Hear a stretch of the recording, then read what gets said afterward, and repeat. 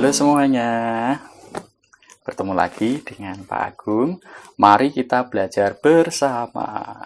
Sebelum kita masuk ke materi, seperti biasanya Pak Agung ingin bertanya dulu, siapa di sini yang suka makan makanan pedas?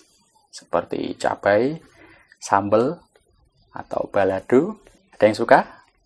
Nah, dari makanan-makanan pedas itu biasanya nanti sakit perut, bisa diare. Ada yang pernah mengalaminya? Nah, itulah gangguan pencernaan pada manusia yang akan kita bahas pada video kali ini. Oleh karena itu, anak-anak siapkan ballpoint-nya, kertasnya, catat hal-hal penting nanti yang kita bahas. Oke, langsung saja. Pada kesempatan kali ini, kita akan membahas 5 gangguan pencernaan pada manusia. Yang pertama adalah diare. Siapa yang pernah mengalami diare? Diare ialah penyakit pada saluran pencernaan yang ditandai dengan pengeluaran feses dalam bentuk cairan atau encer. Gejala diare antara lain sering buang air besar dalam bentuk encer, bisa 3-4 kali dalam sehari atau bahkan lebih. Biasanya diikuti dengan rasa sakit pada rongga perut, demam, terus mual, ada juga yang sampai muntah-muntah. Nah, jika diare berlangsung dalam waktu lama, ini tubuh akan mengalami yang namanya dehidrasi, dan itu sangat berbahaya sekali.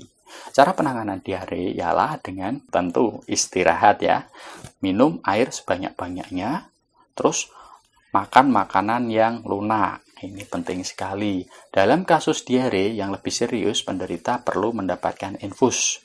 Jika disebabkan bakteri, dokter akan memberikan antibiotik. Pencegahan diare ialah dengan pola makan yang sehat. Misalnya, cuci tangan sebelum makan. Makanan dicuci dan dimasak dengan baik. Itulah ciri-ciri dari diare, gejalanya seperti apa. Cara mencegahnya seperti apa. Itu bisa nanti sebagai kita untuk menghindari penyakit diare. Seperti itu. Yang kedua, ada yang namanya sembelit. Nah, sembelit itu seperti kebalikannya dari diare. Kalau diare muncul tadi akibat sisa-sisa makanan terlalu cepat melewati usus besar sehingga penyerapan air tidak optimal. Sebaliknya, sembelit atau konstipasi terjadi karena sisa-sisa makanan terlalu lambat melewati saluran usus besar sehingga feses menjadi terlalu padat. Jadi kalau tadi cair, ini padat seperti itu. Akibatnya, feses sulit dikeluarkan karena terlalu keras.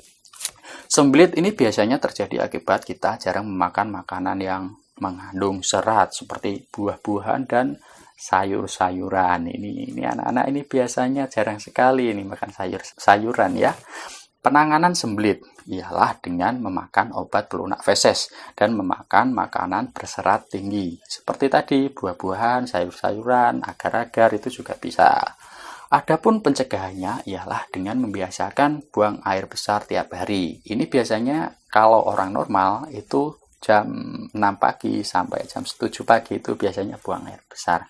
Banyak minum, banyak memakan makanan yang berserat secara teratur. Oke, itu tadi tentang sembelit atau konstipasi.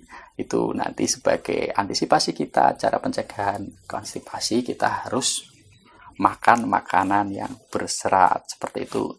Lanjut di nomor 3. Apa yang kita bahas yaitu tentang MAH. Nah, ini sering terjadi ini, MAH ini.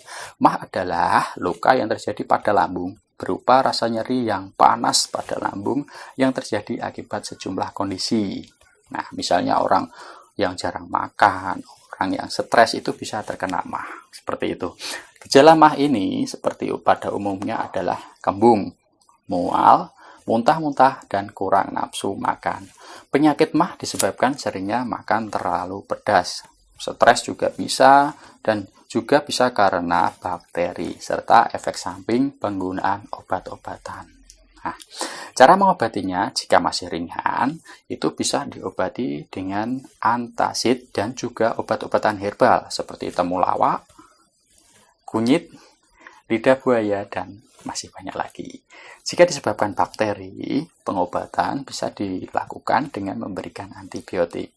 Cara mencegah penyakit MAH antara lain makan secara perlahan dalam porsi yang kecil, makan secara teratur, hindari makan makanan yang mengandung banyak asam seperti buah jeruk dan tomat. Ini sangat berbahaya bagi penderita MAH.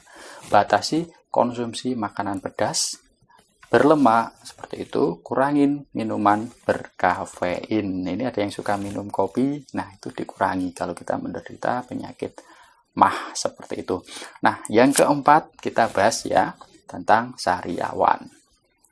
Siapa di sini yang sering sariawan? Nah, sariawan atau bahasa ilmiahnya stomatitis aptosa ini merupakan penyakit pada luka atau peradangan di bibir dan mulut yang dapat menimbulkan rasa sakit dan tidak nyaman. Nah, ini ketika kita sariawan, biasanya kita kalau makan itu terasa sakit ya, menyiksa sekali. Nah, sariawan ini bisa muncul di bagian manapun di dalam mulut, mulai dari lidah, bibir, pipi, dan gusi seperti itu. Penyebab sariawan dapat disebabkan oleh beberapa faktor. Misalnya ya, cedera ini bukan cedera seperti kita nendang kakinya cedera, bukan. Cedera di sini cedera di dalam mulut, seperti ketika kita gosok gigi, nah terkena gusinya nanti itu bisa terjadi sariawan. Misalnya kita sedang makan terus kita tergigit di lidahnya atau bibirnya, itu juga bisa terjadi sariawan. Nah, antara lain juga bisa karena infeksi jamur, virus, dan bakteri. Nah, penyakit sariawan ini juga bisa disebabkan kurangnya vitamin C. Cara mengobatinya bisa melakukan sendiri di rumah dengan cara dikompres pada lukanya seperti itu, dan kita makan makanan yang bervitamin C. Pada waktu kita menggosok gigi dan makan itu harus berhati-hati supaya tidak kena sariawannya itu tadi. Itu caranya seperti itu. Untuk cara pencegahannya, yang pertama, menjaga kesehatan gigi dan mulut, menyikat gigi dengan benar, rutin memeriksakan gigi dan mulut ke dokter gigi, dan yang terakhir mengkonsumsi makanan yang bergizi seimbang, terutama vitamin C tadi ya. Oke, seperti itu merupakan cara-cara mencegah penyakit sariawan. Oke, yang terakhir atau yang kelima yaitu usus buntu. Usus buntu ialah peradangan pada appendix atau umbai cacing yang terjadi akibat infeksi. Nah, di dalam usus ada usus besar, usus halus, di situ ada seperti cacing, umbai cacingnya itu terinfeksi. Kenapa? Ini muncul jika makanan masuk ke dalam saluran appendix tadi, makanan itu tidak bisa keluar lagi dan membusuk di situ. Nah, itu bisa terjadi infeksi. Caranya ini harus langsung ke dokter ya. Biasanya itu nanti akan dilakukan pembedahan seperti itu. Nah, ini gejalanya biasanya orangnya sakit di tulang pinggulnya, terus demam, mual, muntah-muntah, sembelit, dan diare. Oke, kita sudah mempelajari semuanya dari gangguan pencernaan. Apa saja tadi yang pertama? Diare. Betul, diare ini tadi. Terus yang kedua tentang seperti lamanya diare, betul, sembelit ya. Kalau diare tadi encer, kalau sembelit itu keras. Nah, yang ketiga ini tadi apa? Yang ketiga tadi MAH ya.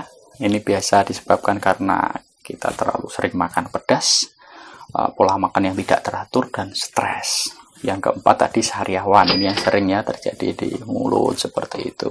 Nah, itu karena kekurangan vitamin C atau karena cedera di dalam mulut seperti itu. Yang terakhir tadi tentang usus buntu, ini terjadi di appendix atau umbai cacing, itu di bagian usus seperti itu. Nah, ketika makanan masuk, dia membusuk di situ, tidak bisa keluar lagi, dan itu harus dilakukan operasi atau pembedahan. Oke, demikian tadi tentang gangguan pencernaan. Semoga dengan adanya video ini anak-anak bisa menjaga kesehatan sistem pencernaannya secara baik. Oke, terima kasih. Kita sudah sampai di ujung video pembelajaran ini. Semoga ini bermanfaat, anak-anak semakin tambah cerdas lagi, tetap menjaga kesehatan, tetap menjaga imun kita supaya tetap sehat. Baik.